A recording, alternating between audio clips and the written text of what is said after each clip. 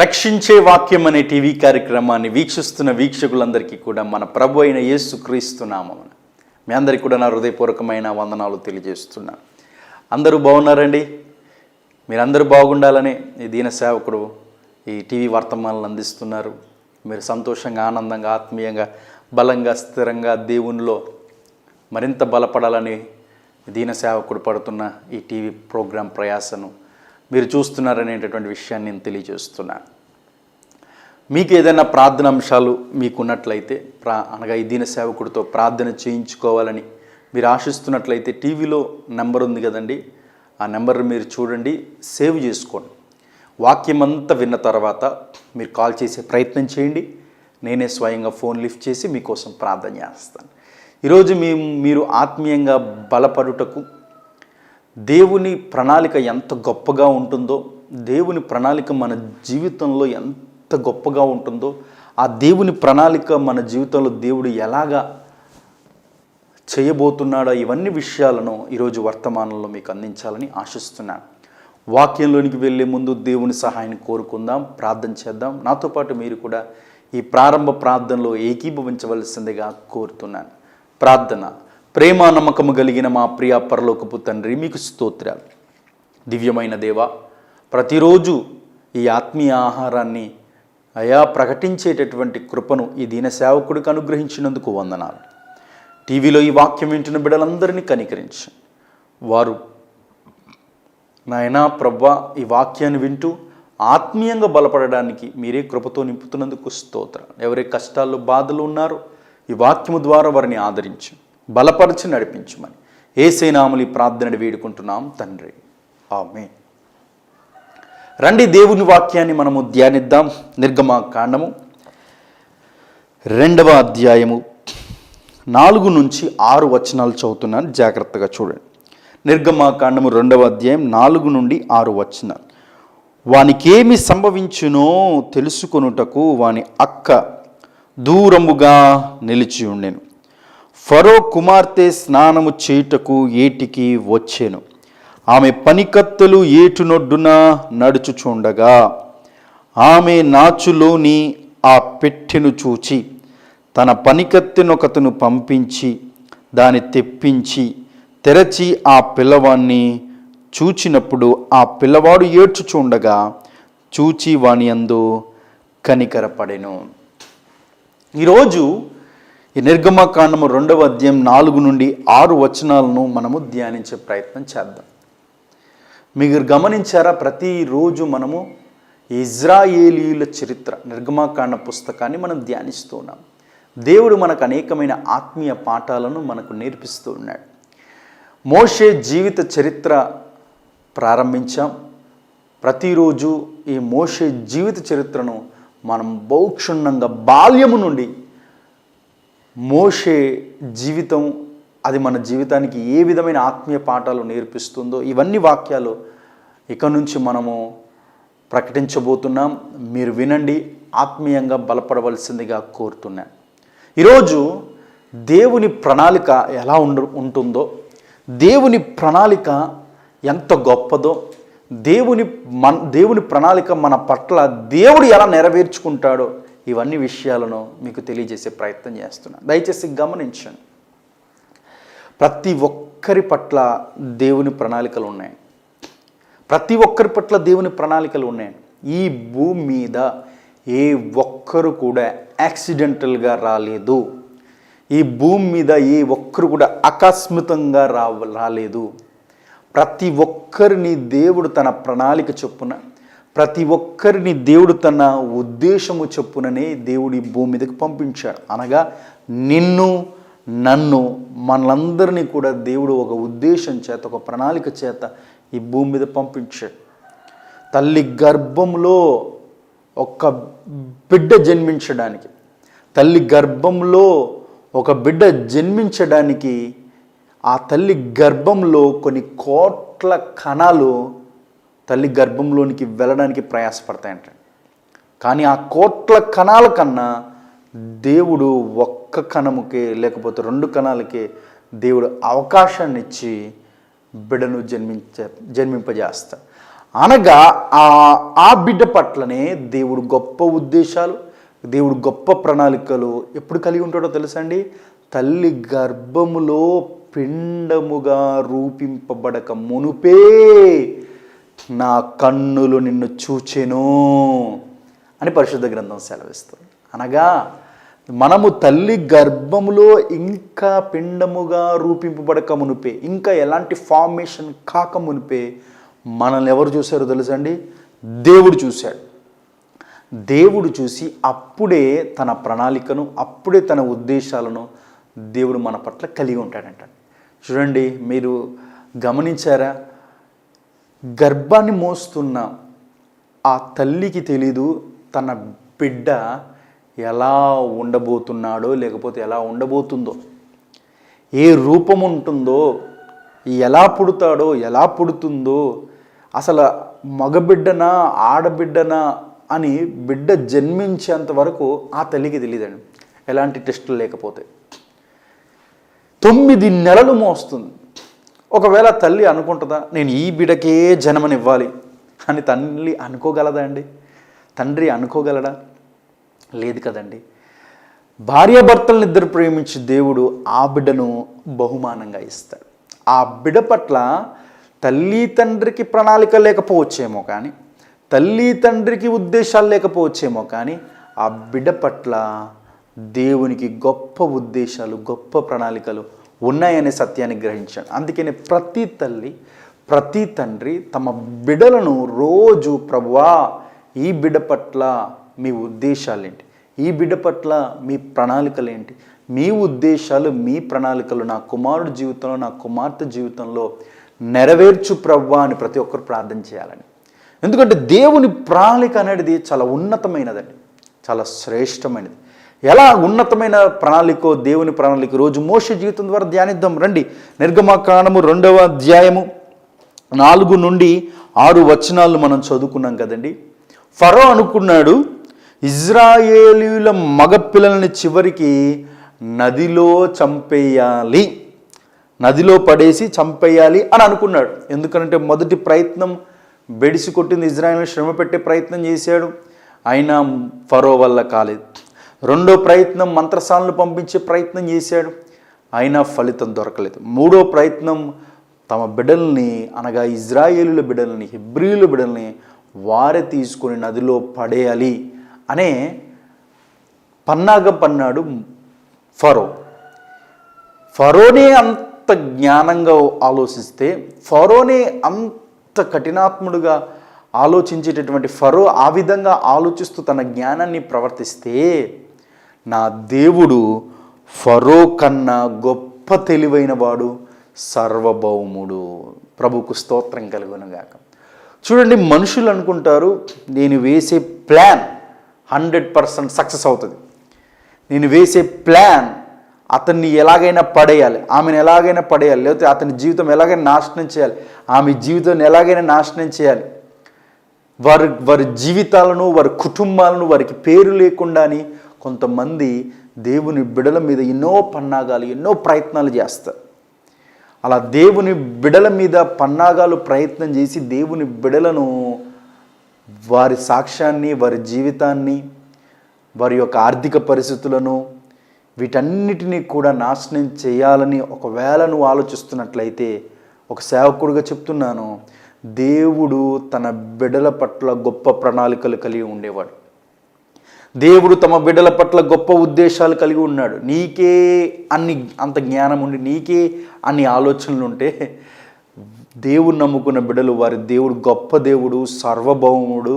ఈ లోకంలో ఉన్న మనుషులకున్న తెలివి కన్నా కోట్ల రెట్లు తెలివి గలవాడు నా దేవుడు. దేవునికి స్తోత్రం కలుగునుగా.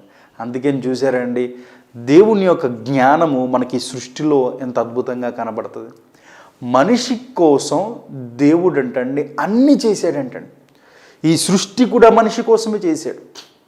సృష్టిలో ఉన్న సమస్తాన్ని మనిషి కోసమే చేశాడు. మీరు గమనించారా? మనము పీల్చుకుంటుంది ఏంటండి? ఆక్సిజన్. ఆక్సిజన్ ఎలా వస్తుంది, ఎక్కడి నుంచి వస్తుంది? చెట్ల ద్వారా వస్తుందని. మనం విడిచిపెట్టిన కార్బన్ డైఆక్సైడ్ చెట్లు తీసుకొని చెట్లు మనకి ఆక్సిజన్ ఇస్తున్నాయి. ఈ ప్రాసెస్ అంతా ఎవరు చేశారండి? ఎవరైనా సైంటిస్ట్ చేశారా?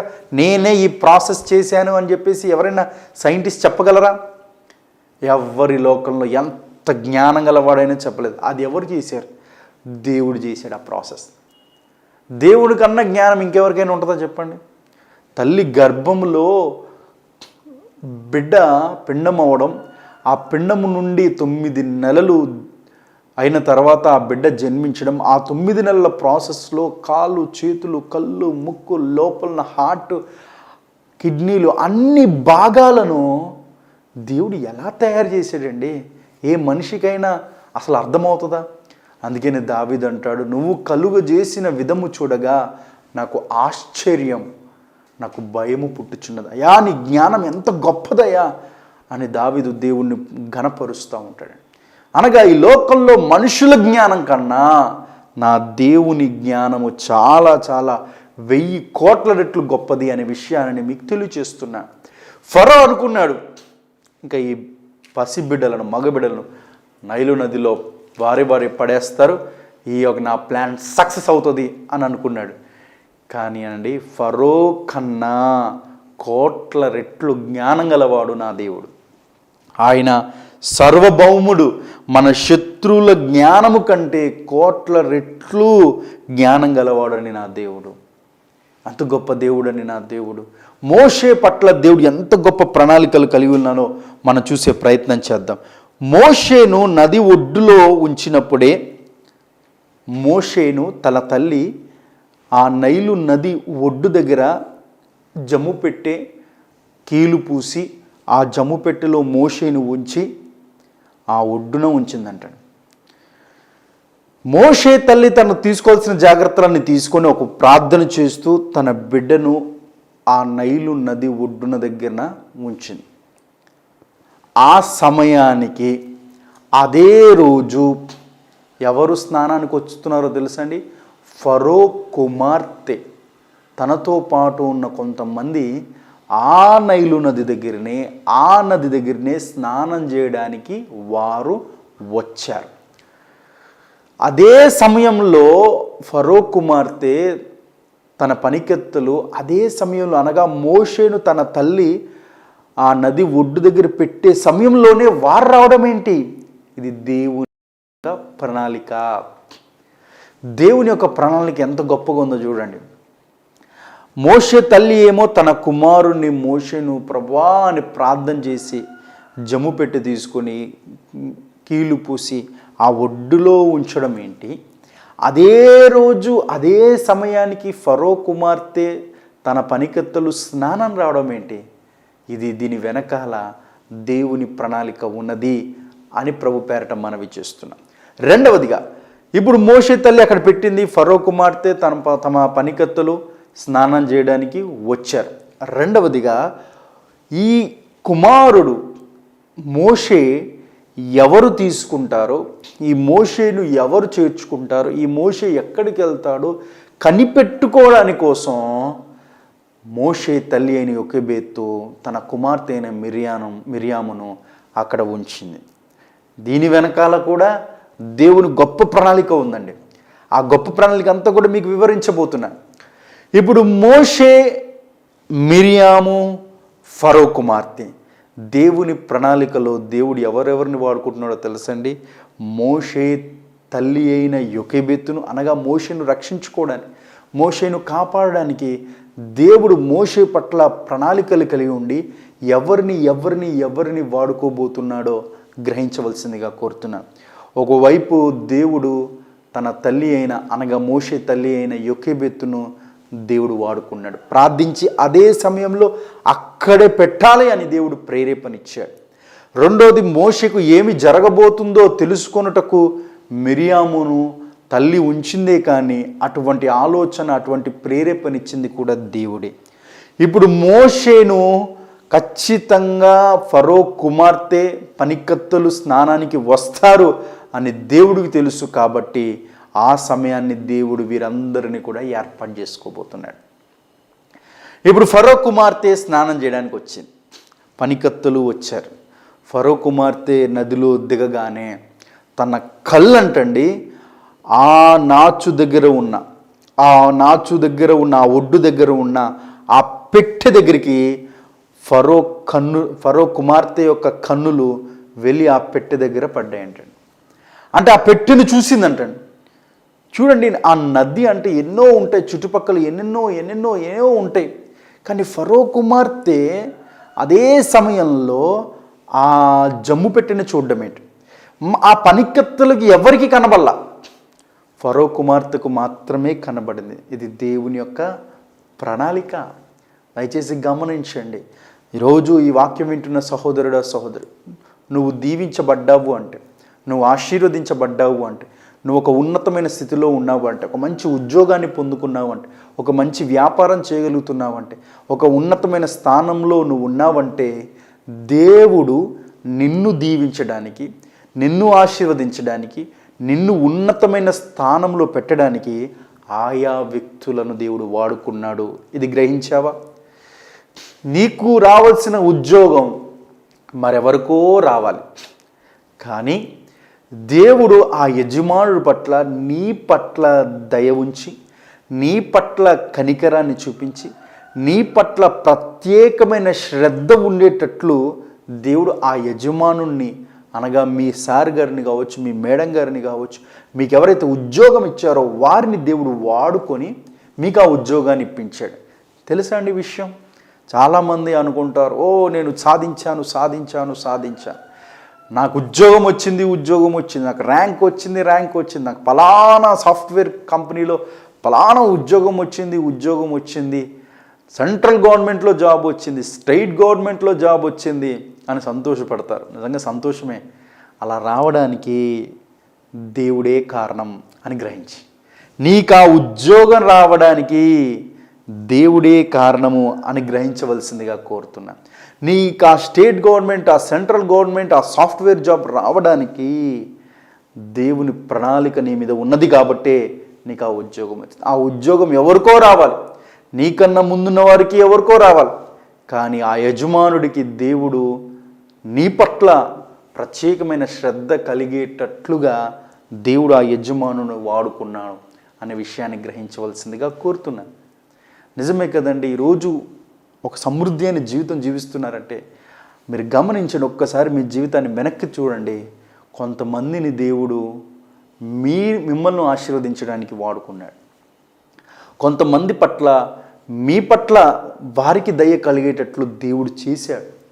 అలా చేశారు కాబట్టే నీ జీవితం ఈరోజు ఆశీర్వాదకరంగా, నీ జీవితం ఈరోజు దీవెనకరంగా, నీ జీవితం 10 మందికి పెట్టే విధముగా నీ జీవితం ఉంది. ఈ సత్యాన్ని గ్రహించవలసిందిగా ప్రభు పేరట మనవి చేస్తున్నాను. మోషే జమ్ము పెట్టే ఒడ్డులో ఉండడం ఏంటి? ఫరో కుమార్తె స్నానానికి రావడం ఏంటి? ఫరో కుమార్తె స్నానానికి వచ్చినప్పుడు ఫరో కుమార్తె మాత్రమే, పనికత్తలు చాలామంది ఉన్నారు, ఫరో కుమార్తె మాత్రమే ఆ మోషే యొక్క ఆ జమ్ము పెట్టెను చూడడం ఏంటి? తర్వాత ఆ పెట్టెను నా యొద్దకు తీసుకుని రండి అని ఫరో కుమార్తె చెప్పడం ఏంటి? ఇదంతా కూడా, దీనంతా వెనకాల దేవుని ప్రణాళికలు ఉందండి. ఆ ఫరో కుమార్తె ఆ పెట్టెను నా దగ్గర తీసుకొని రండి అని చెప్పడం, ఇదంతా కూడా దేవుని యొక్క మహా గొప్ప ప్రణాళిక అండి.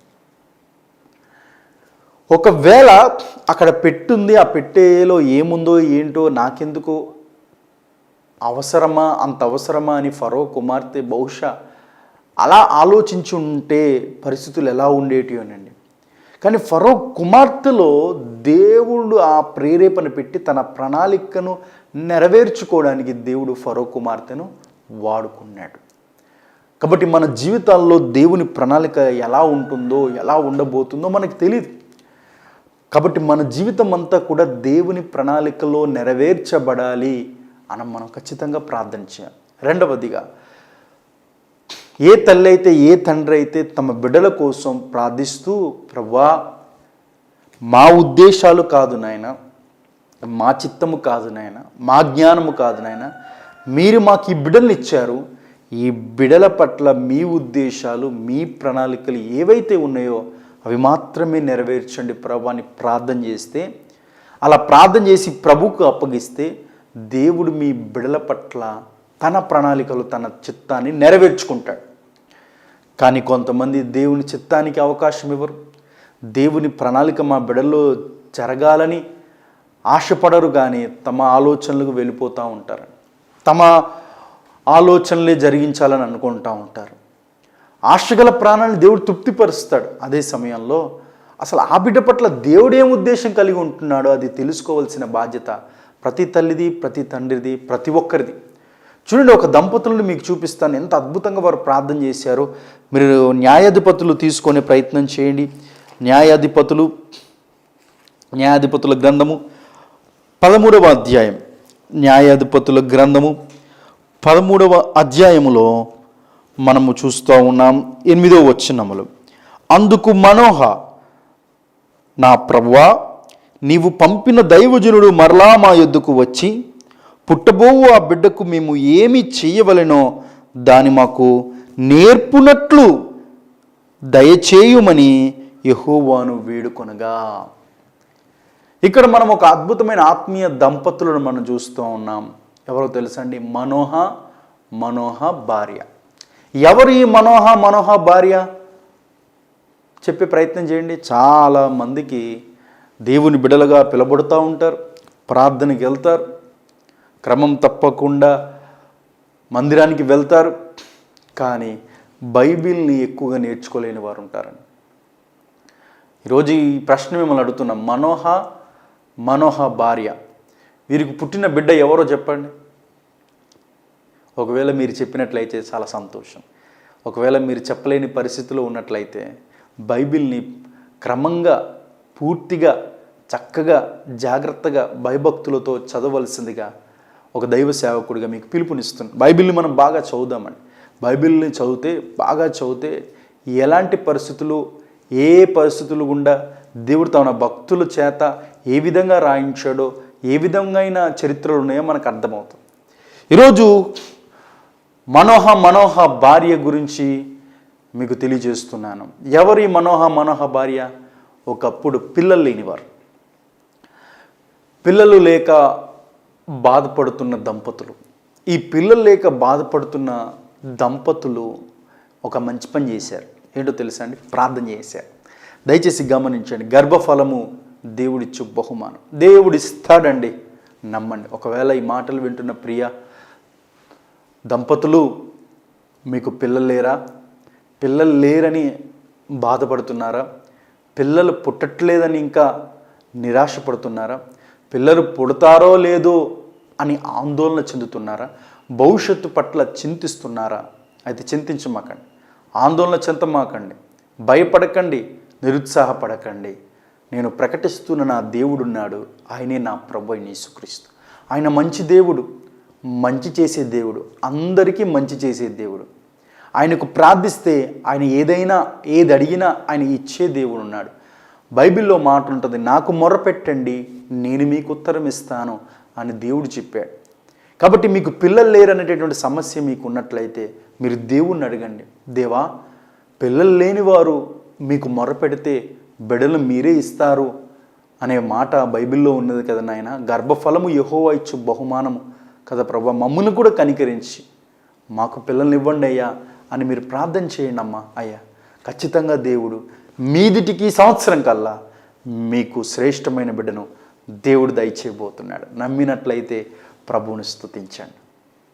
అలాగే మనోహ భార్య పిల్లలు లేనప్పుడు ప్రార్థన చేయడం మొదలుపెట్టారు.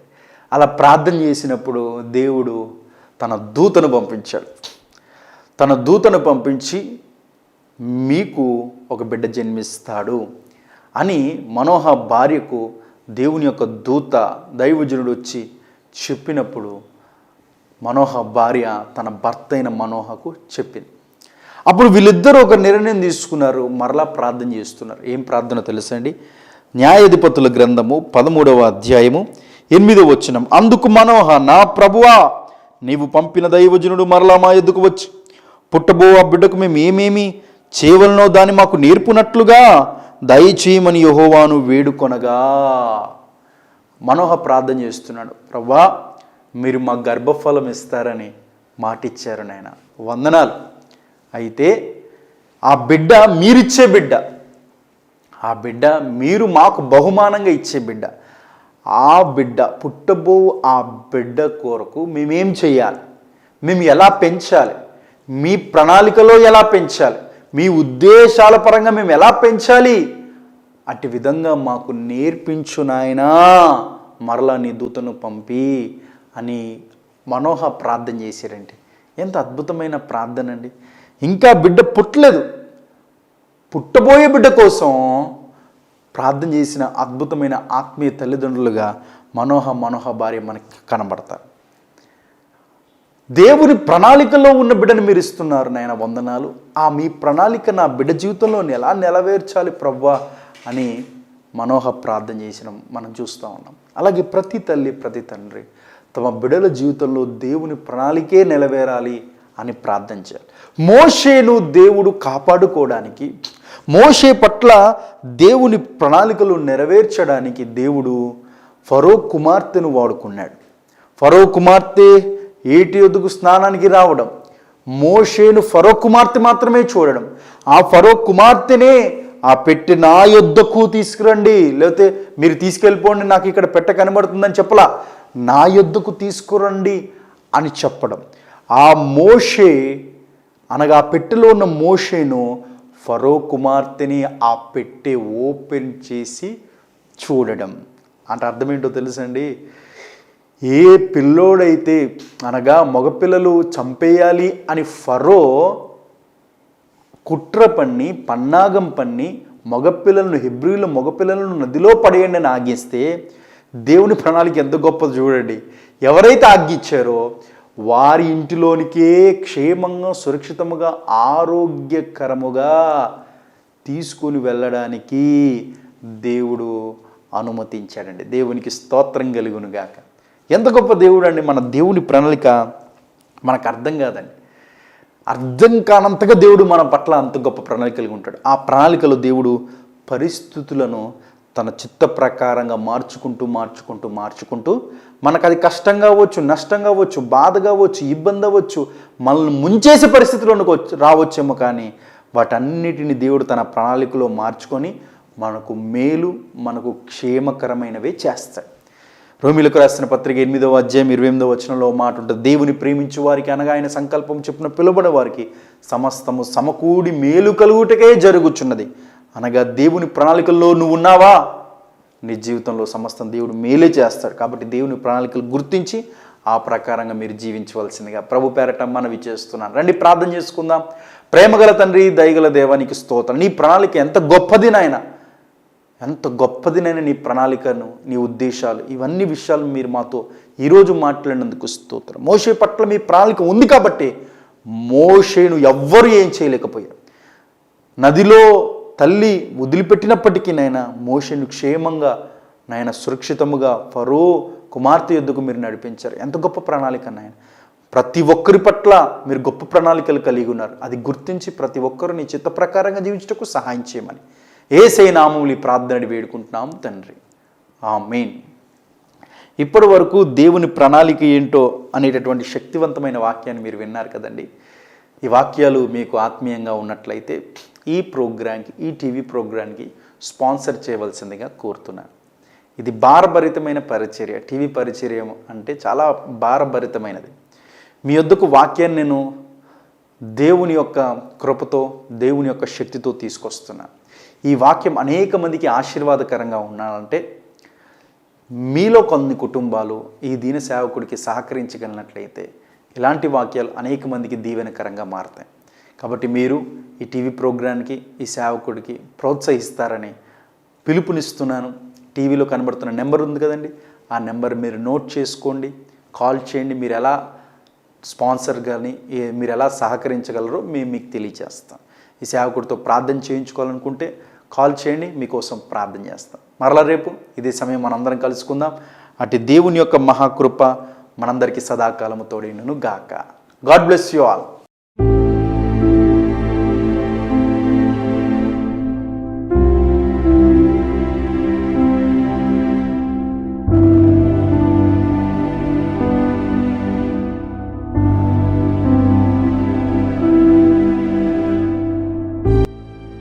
మా address pastor N John Kennedy, Bhimavaram, పశ్చిమ గోదావరి జిల్లా, ఆంధ్రప్రదేశ్. Cell number 7702292060.